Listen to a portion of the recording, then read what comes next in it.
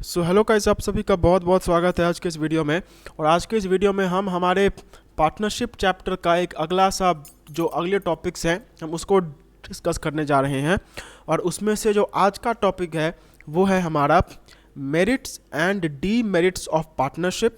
और इसी के साथ साथ कि पार्टनरशिप और सोल प्रोप्राइटरशिप में क्या डिफरेंस होता है, what is the difference between a partnership and a sole proprietorship, ये चीज़ हम इसमें देखने वाले हैं।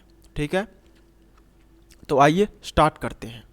तो पार्टनरशिप क्या होता है ये तो हमें पता है। पार्टनरशिप एक ऐसा बिजनेस होता है जहाँ पे दो या दो से ज़्यादा लोग आपस में एक एग्रीमेंट करते हैं कि हम ये बिजनेस जो है वो करेंगे। उसके लिए वो पैसा भी दोनों मिल करके लाते हैं, बिजनेस भी करते हैं, और बिजनेस करने के बाद जो भी वहाँ से प्रॉफिट या लॉस होता है उसको आपस में बांट लेते हैं। तो ये पार्टनरशिप होता है एंड ये हमें पता है। अब पार्टनरशिप जो होता है उसमें जो लोग पार्टनरशिप को करते हैं, जो बेसिकली उसके मालिक होते हैं, उसे हम लोग कहते हैं पार्टनर। एंड जब इन सभी पार्टनर्स को साथ में हम लोग कहते हैं पार्टनरशिप फर्म।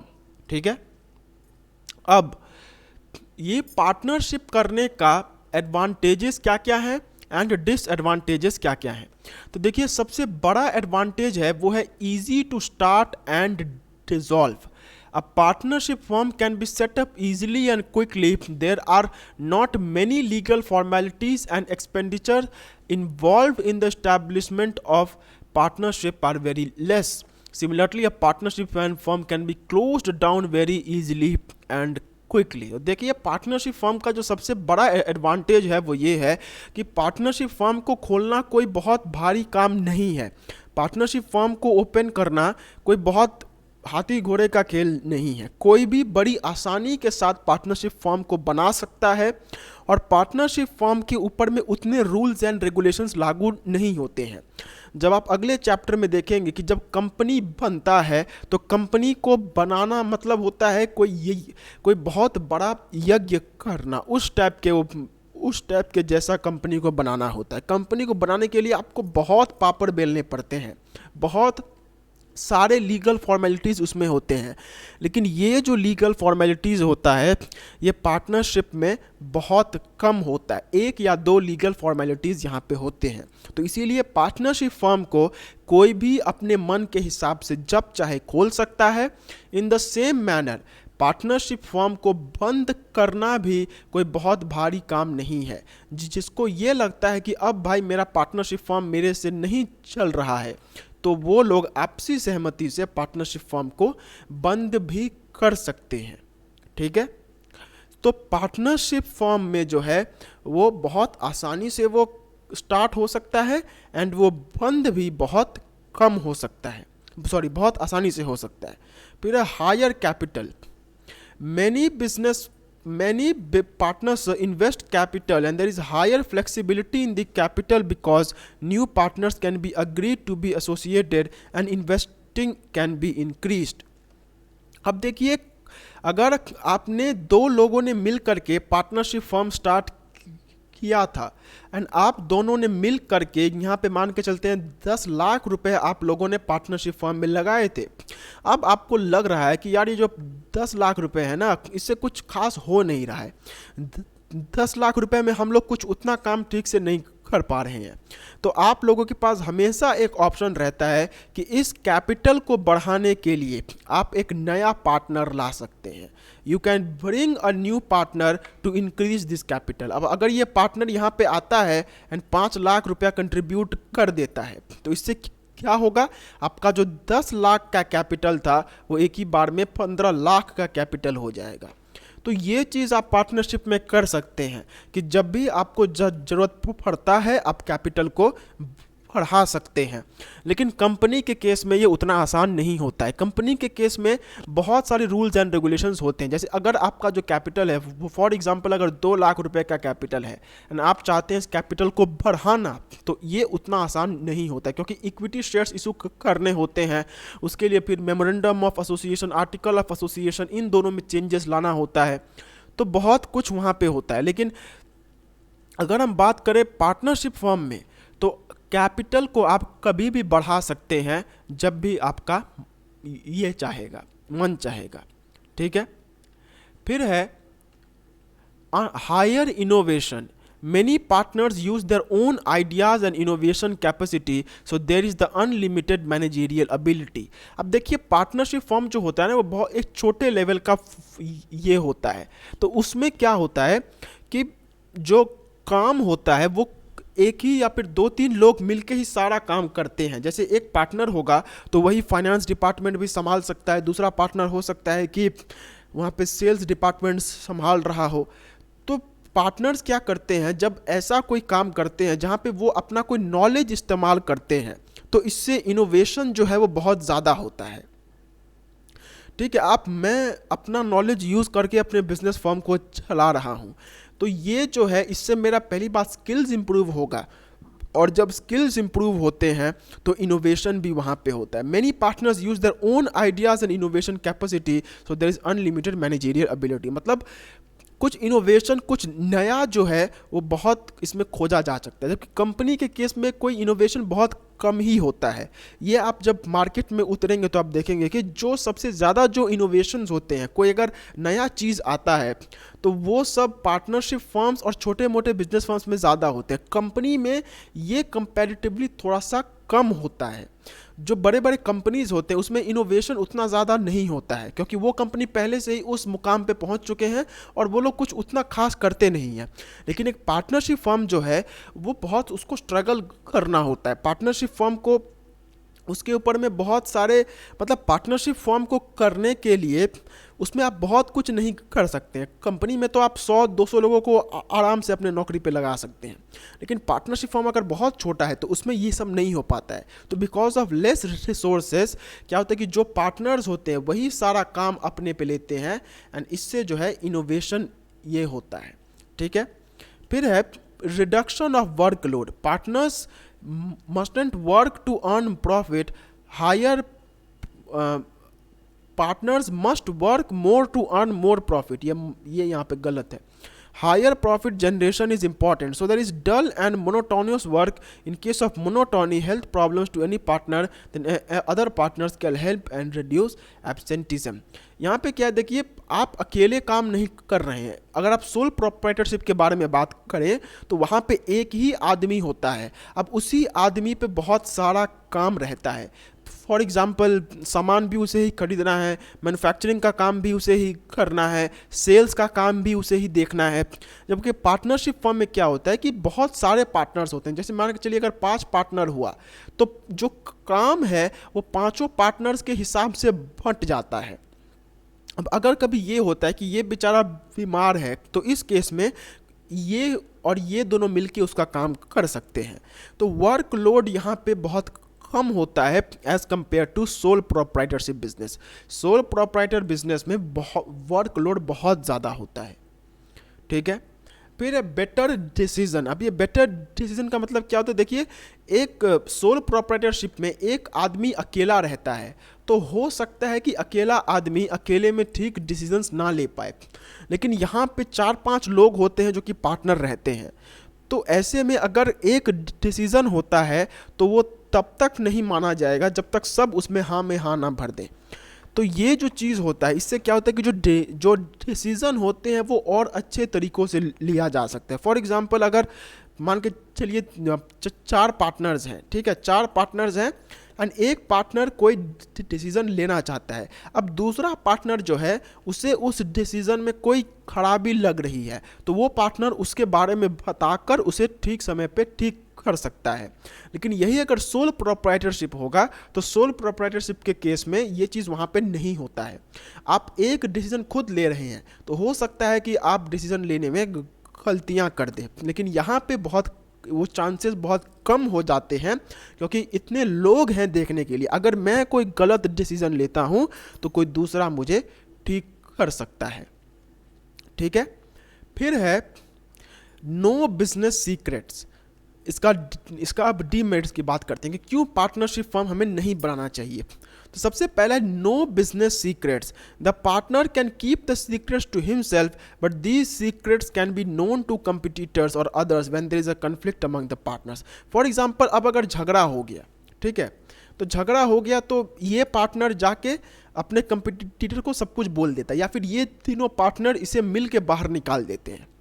तो ये पार्टनर क्या करता है, जाकर किसी दूसरे पार्टनरशिप फर्म में ज्वाइन हो जाता है एंड इस पार्टनरशिप फर्म का जो भी वहाँ पे बातें हैं A to Z सारी बातें जाकर वो इसे बोल देता है। ये एक पार्टनरशिप फर्म है, अब इस पार्टनरशिप फर्म में इसको बाहर निकाल दिया गया तो ये जाके इसमें ज्वाइन हो जाता है एंड यहाँ पे जो कुछ भी है वो सारी बातें वो यहाँ पे बोल देता है। क्यों? क्योंकि यहाँ पे वो मालिक था एंड मालिक होने के कारण उसे सारी बातें पता होंगी।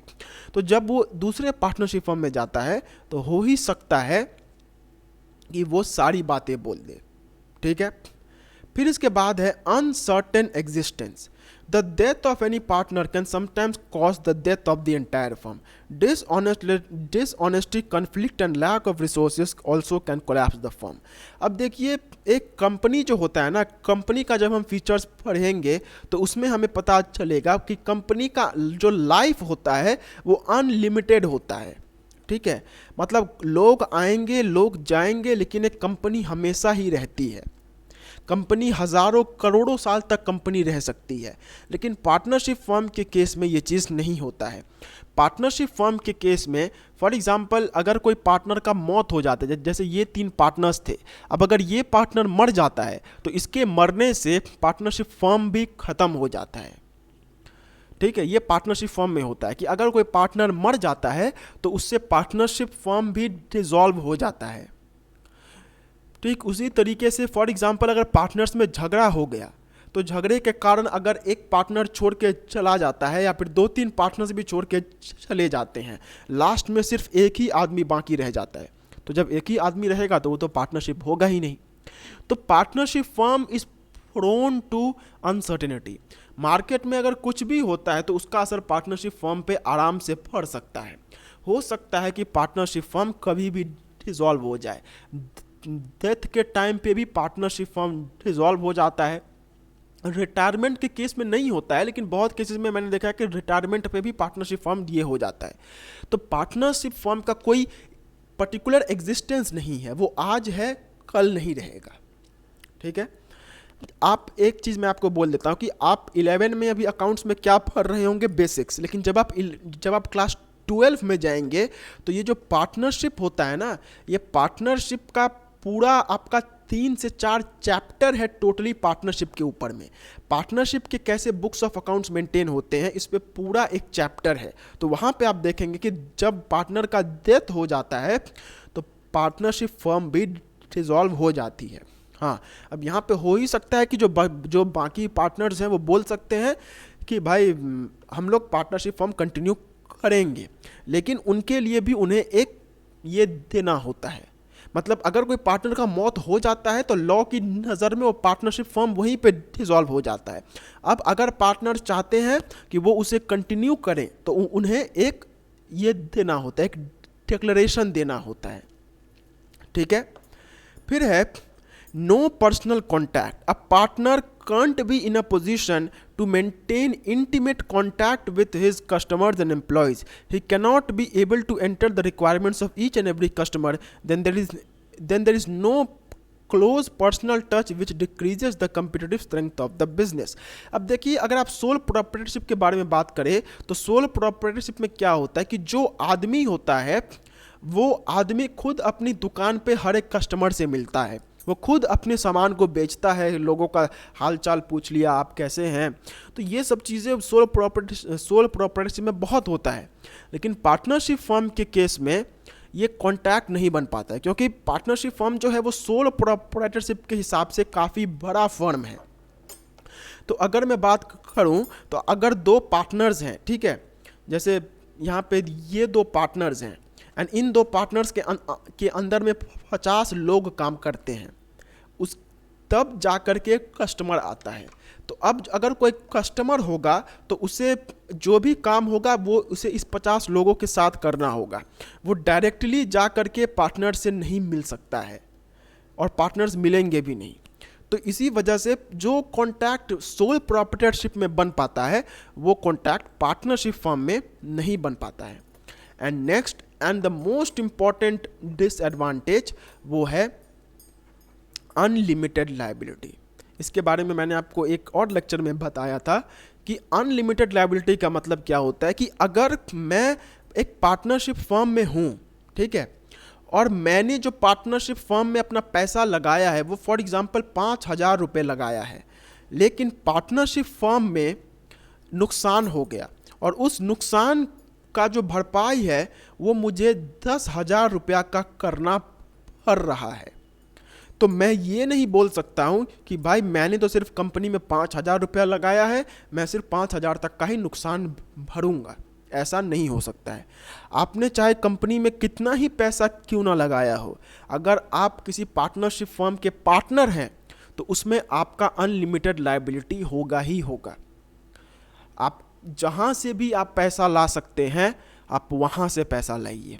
यहाँ तक कि अगर आपके पास पैसा नहीं है तो लॉ के हिसाब से आपका जो पर्सनल प्रॉपर्टी होगा, मतलब अगर आपका घर है तो घर में जो फर्नीचर होगा, जो टीवी होगा, यहाँ तक कि जो पूरा घर है वो भी जब्त किया जा सकता है। मतलब सिंपल मतलब ये है कि भाई अगर आप पार्टनरशिप फर्म में हैं तो चाहे जो हो जाए, अगर नुकसान होता है तो वो नुकसान आपको पूरा भरना होगा। आप ये नहीं बोल सकते हैं कि भाई मेरा जो लिमिटेड लायबिलिटी है वो सिर्फ उतना तक ही है जितना मैं पैसा दे रहा हूँ, ये नहीं हो सकता। अनलिमिटेड लायबिलिटी होता है यहाँ पे, ठीक है। फिर है conflicts. The partners in a partnership firms gets affected by death, insolvency or incapacity of any one partner. Even a partner can demand the dissolution of the firm at any time he desires to. झगड़ा हो सकता है, ठीक है। Partnership firm में अगर कोई partner मर गया तो उसमें यह हो सकता है कि भाई उसने उसे मार दिया, उस पार्टनर ने उसे मार दिया। वो पार्टनर जो है वो कुछ जानता था जो कि पार्टनरशिप फर्म के बारे में जो कि लोगों को जानना चाहिए था, कुछ सीक्रेट्स वो जानता था, लेकिन वो सीक्रेट्स वो इससे कि पहले वो लोगों को बताए उसे मार दिया गया। ये चीज़ें पार्टनरशिप फर्म में बहुत होती है कि अगर कोई पार्टनर कहीं पर रिटायर हो जाता है, मतलब अगर कोई पार्टनर कोई पार्टनरशिप फर्म छोड़ देता है तो वहाँ पे बहुत बार ये देखा जाता है कि जो पुराने पार्टनर्स थे उन्होंने उसे टॉर्चर किया था। तो ये चीज़ें यहाँ पे बहुत होती है कि अगर पार्टनर्स जो हैं वो आपस में उनका झगड़ा हो सकता है, कोई पार्टनर दूसरे पार्टनर को मार सकता है। So these things are very common in partnership firm, ठीक है। तो ये था इसका एडवांटेजेस एंड डिसएडवांटेजेस। होप आपको समझ में आया होगा। अब हम अपने नेक्स्ट टॉपिक की ओर बढ़ते हैं, जिसके बाद ये जो आज का चैप्टर है ये भी ख़त्म हो जाएगा। तो वो है सोल प्रोप्राइटरशिप एंड पार्टनरशिप के का जो डिफरेंस है उसके बारे में। तो पार्टनरशिप क्या है ये तो आपको पता है कि एक ऐसा बिजनेस जहाँ पे दो लोग आपस में एक अग्रीमेंट के थ्रू बिजनेस करते हैं। सोल प्रोप्राइटरशिप क्या होता है? एक ऐसा बिजनेस जहाँ पे एक ही आदमी रहता है, वही सारे काम करता है, वही कस्टमर्स को सामान बेचता है, वही सब कुछ करता है, और जो भी वहाँ से प्रॉफिट या लॉस होता है वो सिर्फ अपने में ही रखता है। जैसे हमारे गली के जो दुकानदार होते हैं, जो राशन वाले होते हैं, जो सब्जी मंडी वाले होते हैं, जो आप बोल सकते हैं जो यहाँ तक कि जो ढाबे वाले होते हैं, तो वो सब क्या है? वो सब सोल प्रोप्राइटरशिप है, ठीक है। ओके, अब इसमें और इसमें क्या डिफरेंस है? तो देखिए, सबसे पहला है when the business is owned and managed by a single owner exclusively, it is known as the sole proprietorship. The partnership is the business form in which the business is carried on by two or more persons and they share profits and losses mutually. तो देखिए, सबसे पहला difference तो ये है भाई कि partnership firm में मिनिमम 2 लोग होंगे ही, और इसमें एक ही आदमी रहता है। सोल प्रोप्राइटरशिप में एक ही आदमी रहेगा एंड पार्टनरशिप फर्म में मिनिमम 2 आदमी तो रहेंगे ही। बिना 2 आदमियों के पार्टनरशिप फर्म हो ही नहीं सकता है, ठीक है। फिर है सोल प्रोप्राइटरशिप का जो भी प्रॉफिट होता है वो सोल प्रोप्राइटर खुद के पास रखता है। जो भी प्रॉफिट या फिर लॉस होगा वो सब अपने पास वो रखता है।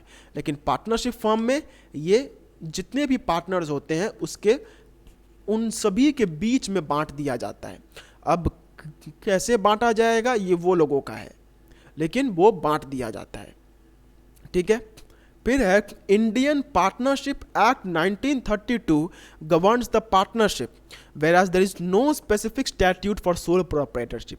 अब देखिए कानून जो है वो पार्टनरशिप फर्म के लिए तो है, अगर आप पार्टनरशिप फर्म का हिसाब से देखें तो पार्टनरशिप फर्म के लिए इंडियन पार्टनरशिप एक्ट है जो कि पार्टनरशिप फर्म को गवर्न करता है, लेकिन सोल प्रोप्राइटरशिप के लिए आप कोई ऐसा कानून नहीं देखेंगे। Sole proprietorship does not have any kind of law, वो कोई किसी कानून के अंदर में वो नहीं आता। यहाँ तक कि जो कंपनी है, कंपनी का तो है ही companies act 2013। Companies act 2013 joint stock company के लिए होता है, पार्टनरशिप फर्म के लिए पार्टनरशिप एक्ट, जबकि सोल प्रोप्राइटरशिप के लिए किसी भी तरीके का एक्ट नहीं होता है। ठीक है। फिर देखिए सोल प्रोप्राइटरशिप का जो मालिक होता है उसे हम लोग कहते हैं प्रोप्राइटर। ठीक है। जबकि जो पार्टनरशिप फर्म के मालिक होते हैं उन्हें हम लोग कहते हैं पार्टनर्स। ठीक है।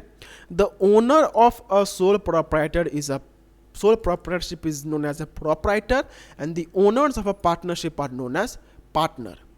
ठीक है। फिर है the registration of sole proprietorship business is not necessary but it is at the discretion of the partners that whether they want to register their firm or not. ये कोई उतना खास पॉइंट है नहीं। यहाँ पे बोल रहा है कि सोल प्रोप्राइटरशिप बिजनेस के लिए रजिस्ट्रेशन कंपलसरी है नहीं, और ये पार्टनरशिप फर्म में भी है कि उसमें भी वो कंपलसरी नहीं है, तो ये पॉइंट को आप काट सकते हैं, ये पॉइंट जरूरी नहीं है। जस्ट अ सेकेंड, ये पॉइंट को आप काट दीजिए, ये पॉइंट नहीं लगेगा। फिर है in sole proprietorship the minimum and maximum limit of owners are one. Sole proprietorship में एक ही मालिक होता है एंड कम से कम भी एक, ज़्यादा से ज़्यादा भी एक, जबकि पार्टनरशिप फर्म में there should be at least 2 partners and it can exceed up to 100 partners. मतलब मिनिमम 2 पार्टनर्स हो सकते हैं एंड मैक्सिमम 100 पार्टनर। ये जो लिमिट है ये पहले 50 होता था, अब इसे बढ़ा के 100 कर दिया गया है। तो पार्टनरशिप फर्म में 2 से लेके 100 तक हो सकता है एंड सोल प्रोप्राइटरशिप के केस में ये एक ही होगा। एंड और एक चीज़ मैं आपको जनरल नॉलेज के लिए बता देता हूँ कि अगर आपका पार्टनरशिप फर्म जो है वो LLP है, LLP मतलब लिमिटेड लायबिलिटी पार्टनरशिप, एक ऐसा पार्टनरशिप जहाँ पे जो पार्टनर्स होते हैं उनका अनलिमिटेड लायबिलिटी नहीं होता है, उनके ऊपर में ये नहीं रहता है कि भाई तुम कितना भी पैसा कंपनी में दो तुमको सारा नुकसान बेयर करना होगा, वहाँ पे नहीं होता है। वहाँ पे क्या होता है कि अगर आपने सिर्फ 5,000 रुपये अपने कंपनी में लगाए हैं तो आपको सिर्फ 5,000 तक का ही नुकसान बेयर करना होगा। तो लिमिटेड लायबिलिटी पार्टनरशिप के केस में आप जितना चाहें पार्टनर्स रख सकते हैं, उसमें कोई लिमिट नहीं है। ठीक है। फिर है in sole proprietorship the liability is borne by the proprietor only, सब कुछ उसी के हाथ में है, जबकि पार्टनरशिप फर्म में ये पार्टनर्स के बीच में होता है। ठीक है, ये बात हम जानते हैं। फिर as there is only one owner the quick decisions can be taken which is not in the case of a partnership because the mutual decision is taken after discussing with all the partners. Sole proprietorship में क्या है कि भाई मैं जल्दी से अपना decision ले सकता हूँ, क्योंकि मैं ही मालिक हूँ, तो मेरे हिसाब से मुझे जैसा लगेगा मैं उस हिसाब से डिसीजन ले सकता हूँ। लेकिन पार्टनरशिप के केस में जो डिसीजन है उसको लेने में थोड़ा टाइम लगता है। जैसे अगर फॉर एग्जांपल 4 पार्टनर्स हैं तो कोई भी डिसीजन तब तक नहीं लिया जा सकता है जब तक ये पार्टनर अगर हाँ ना बोल दे, ये हाँ ना बोल दे और ये हाँ ना बोल दे। अगर ये कुछ लाता है तो इन तीनों का हाँ चाहिए तो ही कुछ हो पाएगा, तो इसमें टाइम लग जाता है। ठीक है, ओके। फिर there is always an uncertainty regarding the term of the sole proprietorship as it can end up any time if the owner dies or if he became incompetent to run a business. On the other hand, partnership can be dissolved at any time if any of the 2 partners retires or become insolvent, but if there are more than 2 partners it can, ये कौन सा बात हुआ, अच्छा, it can continue at the discretion of the remaining partners। तो देखिए ये point आपको लगेगा कि सर ये तो थोड़ा सा अजीब पॉइंट है, तो हाँ थोड़ा सा अजीब जरूर है, लेकिन इसमें भी लॉजिक की बात है। देखिए सोल प्रोप्राइटरशिप के केस में क्या होता है कि जैसे ही सोल प्रोप्राइटर का मौत हो गया, ठीक है, वैसे ही सोल प्रोप्राइटरशिप भी ख़त्म हो जाता है। जैसे ही सोल प्रोप्राइटर का मौत हो गया, सोल प्रोप्राइटरशिप वहीं पे एंड हो गया। लेकिन पार्टनरशिप के केस में क्या है कि अगर अगर पार्टनर सिर्फ दो ही हैं, जस्ट अ सेकेंड, मैं आपको यहां पे बता देता हूं। देखिए, अगर आपका सोल प्रोप्राइटरशिप है तो उसमें कितना आदमी होगा? सिर्फ एक। ओके, तो जब अगर ये मर जाता है तो पार्टनर सोल प्रोप्राइटरशिप फर्म उसी टाइम पे खत्म हो जाएगा। लेकिन वहीं अगर पार्टनरशिप है तो पार्टनरशिप के केस में दो टाइप की बातें बोली गई है कि अगर पार्टनर सिर्फ दो हैं तो दो पार्टनर्स के केस में अगर एक मर जाता है तो पार्टनरशिप फर्म भी उसी टाइम पे खत्म हो जाएगा। क्यों? क्योंकि भैया एक अगर मर जाएगा तो एक ही पार्टनर बाकी रहेगा, एंड एक पार्टनर से तो पार्टनरशिप कभी हो नहीं सकता है।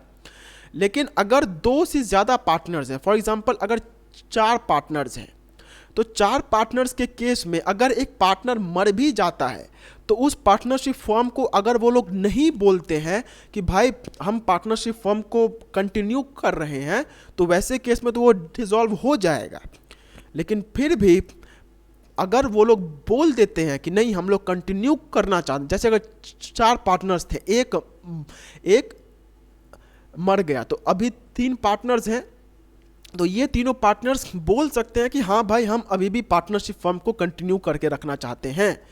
तो सिंपल बात क्या है कि सोल प्रोप्राइटरशिप में अगर सोल प्रोप्राइटर मर जाता है तो सोल प्रोप्राइटरशिप भी वहीं पे ख़त्म हो जाता है। उसमें कोई भी स्कोप नहीं रहता है कि उसमें आप उसे रिवाइव कर सकते हैं, उसे कंटिन्यू कर सकते हैं। जबकि पार्टनरशिप फर्म के केस में अगर पार्टनर मर भी जाता है तो भी ये ऑप्शन रहता है कि अगर आप चाहें तो कंटिन्यू कर सकते हैं। ठीक है, फिर है in a sole proprietorship business secrecy is maintain. Secrecy बहुत ज़्यादा रहता है। एक सोल प्रोप्राइटर जो बातें छुपा करके रखता है वो सारी बातें उसे बिल्कुल भी किसी दूसरे को बताने की जरूरत नहीं है। He need not tell that things to other. लेकिन अगर पार्टनरशिप फर्म के बारे में बात करें तो जितने लोग हैं सभी को मालूम होगा, तो सीक्रेसी जो है वो वहाँ पे मेंटेन नहीं रहेगा। ऑन दी अदर हैंड अगर इसको बाहर निकाल दिया जाता है तो ये जाके बाहर वाले को सब कुछ बोल देगा। तो सीक्रेसी बहुत ये रहता है, कम रहता है। ठीक है, एंड पार्टनरशिप फर्म में आप पैसे बड़ी आसानी से ला सकते हैं। जैसे अगर मैं बात करूं तो 2 लोगों ने मिलके 5 लाख रुपया लगाया था। अब उन लोगों को लग रहा है कि भाई हमें तो 2 लाख रुपए और चाहिए। कोई बात नहीं, तीसरा पार्टनर को ले आओ। ठीक है, फिर इसके बाद है, जबकि सोलो प्रोप्राइटरशिप में इतना जल्दी पैसा लाना आसान नहीं होता। एक आदमी खुद अपनी मेहनत से सोलो प्रोप्राइटरशिप स्टार्ट करता है तो उसके लिए एकदम से नया माल, नए तरीके से कैपिटल लाना, that is not that much easy. ठीक है, ओके, तो ये तो हमने मेन डिफरेंस देख ही लिए हैं। अब यहाँ पे सोलो प्रोप्राइटरशिप एंड इसका एक कंपैरिजन चार्ट दिया है, तो इसको भी एक बार देख लेते हैं। A type of business organization in which only one person is the owner as well as the operator of the business is known as solo proprietorship. मतलब एक ही आदमी सारा काम करेगा, उसे सोलो प्रोप्राइटरशिप। और जहाँ पे 2 या 2 से ज़्यादा लोग आपस में म्यूचुअल अग्रीमेंट के थ्रू बिजनेस करते हैं उसे हम लोग पार्टनरशिप कहते हैं। सोल प्रोप्राइटरशिप के लिए कोई पर्टिकुलर कानून नहीं है कि ये कानून के हिसाब से सोल प्रोप्राइटरशिप बिजनेस को होना चाहिए। जबकि पार्टनरशिप के केस में ये है, इंडियन पार्टनरशिप एक्ट 1932 के हिसाब से पार्टनरशिप फर्म चलते हैं। इसका जो मालिक होता है उसे हम लोग कहते हैं ट्रेडर या फिर सोल प्रोप्राइटर। ये आपको क्वेश्चन में MCQ में पूछ सकता है कि sole proprietor is also known as a, तो आप लिख सकते हैं ट्रेडर, सेलर, मतलब अलग अलग ऑप्शंस वहाँ पे हो सकते हैं। तो ये आपको MCQ में पूछा जा सकता है। फिर अगर मैं पार्टनरशिप फर्म की बात करूँ तो अगर इंडिविजुअली अगर हम बोले तो हर किसी को पार्टनर कहा जाता है। जैसे अगर हम इसको बोले तो ये पार्टनर, ये दोनों को पार्टनर्स। लेकिन जब सभी को साथ में हम कहते हैं तो उसे हम लोग कहते हैं पार्टनरशिप फर्म। पार्टनरशिप फर्म का क्या मतलब होता है कि जब सभी पार्टनर्स को हम लोग साथ में बोलते हैं तो उसे हम लोग पार्टनरशिप फर्म कहते हैं। फिर अगर मैं बात करूं तो सोल प्रोप्राइटरशिप का इनकॉर्पोरेशन नहीं होगा, ये रजिस्ट्रेशन होगा। अगर सोल प्रोप्राइटरशिप का रजिस्ट्रेशन की बात करें तो जरूरी नहीं है। ठीक है, it is not that much required. जबकि इसमें वॉलंटरी है, मतलब आप अगर करवा सकते हैं तो करवाइए, अगर नहीं करवा सकते हैं तो मत करवाइए। तो पार्टनरशिप को अगर आपको रजिस्टर करवाना है तो आप चाहें तो करवा सकते हैं, नहीं तो नहीं करवा सकते, लेकिन इसमें कोई करवाने की ज़रूरत नहीं होती है। फिर इसमें जो मिनिमम लोग चाहिए सोल प्रोप्राइटरशिप के लिए वो 1 है, और इसमें जो ये चाहिए क्या बोलते हैं पार्टनरशिप फर्म में मिनिमम लोग 2 चाहिए होते हैं। मैक्सिमम लोग सोल प्रोप्राइटरशिप के केस में 1 ही हो सकता है, क्योंकि भाई अगर वो 2 हो जाएगा तो वो पार्टनरशिप हो जाएगा, that will not remain as a sole proprietorship. जबकि मैक्सिमम अगर बात करें तो पार्टनरशिप के केस में जो मैक्सिमम है वो होता है 100। अब इसका जो भी नुकसान होगा वो सिर्फ प्रोप्राइटर के पास ही जाएगा। ये बात हम जानते हैं कि जो भी प्रॉफिट होगा या फिर नुकसान होगा वो सब का सब प्रोप्राइटर खुद ही बेयर करेगा। जबकि अगर मैं बात करूं तो पार्टनरशिप के केस में तो ये पार्टनर्स के ऊपर में दे दिया जाता है। सोल प्रोप्राइटरशिप में जो डिसीजन है वो बहुत जल्दी लिए जा सकते हैं, जबकि पार्टनरशिप फर्म में डिसीजन लेने में थोड़ा सा देरी जो है वो होता है। पार्टनरशिप फर्म जो होता है वो सोल प्रोप्राइटरशिप अनसर्टेन होता है, ये कब ख़त्म हो जाएगा वो कुछ ठीक नहीं है। जबकि पार्टनरशिप फर्म भी अनसर्टेन ही होता है, यहाँ पे अनसर्टेन लिख दीजिएगा, अनसर्टेन ही होता है पार्टनरशिप फर्म। लेकिन इसका मतलब ये नहीं है कि पार्टनरशिप फर्म जब चाहे ख़त्म हो सकता है, कि उसको भी थोड़ा सा उसमें ये होता है कि अगर पार्टनर चाहें तो उसे कंटिन्यू करके रख सकते हैं। जबकि सोल प्रोप्राइटरशिप का कोई ठीक नहीं है, वो कभी भी ख़त्म हो सकता है। ठीक है, फिर है जो भी इसका प्रॉफिट या लॉस होता है वो सब सोल प्रोप्राइटर अपने पास ही रखता है, जबकि पार्टनरशिप फर्म में ये शेयर हो जाता है। फिर सोल प्रोप्राइटरशिप के केस में सीक्रेसी, जो बातों को सीक्रेट रखना, ये बहुत ज़्यादा होता है। ठीक है, जबकि पार्टनरशिप फर्म के केस में जो बिजनेस सीक्रेट्स होते हैं वो खुले रहते हैं। एक आदमी का सीक्रेट दूसरा आदमी आसानी से जान सकता है, इसमें कोई सीक्रेसी मेंटेन नहीं रहता है। जबकि प्रोप्राइटर के केस में अगर आप कैपिटल लाना चाहते हैं तो वो उतना आसान नहीं होता है। पार्टनरशिप के लिए पैसा लाना थोड़ा ज़्यादा आसान होता है, क्योंकि वहाँ पे आपके पास ऑप्शन रहता है कि अगर आप पार्टनर हैं तो आप 2 पार्टनर्स का अगर 5 लाख रुपया है तो अगर वो लोग चाहें तो किसी दूसरे पार्टनर को ले आके 2 लाख रुपया और ला सकते हैं। या फिर अगर वो लोग किसी बैंक के पास भी जाते हैं तो बैंक के पास जाकर भी लोन लेना काफ़ी आसान हो जाता है। जबकि सोल प्रोप्राइटर को अगर बैंक लोन भी देगा तो बहुत कुछ सोच समझ के देता है, क्योंकि उसके पास कुछ खास प्रॉपर्टी होता नहीं है। सोल प्रोप्राइटर होता है सबसे छोटा लेवल का बिजनेस, तो इसमें लोन उतना आसानी से नहीं मिलता है। जबकि अगर मैं बैंक के बारे में बात करूं तो पार्टनरशिप फर्म का हो सकता है कि एक ऑफिस हो, तो वही ऑफिस को गिरवी रख के आप लोन ले सकते हैं।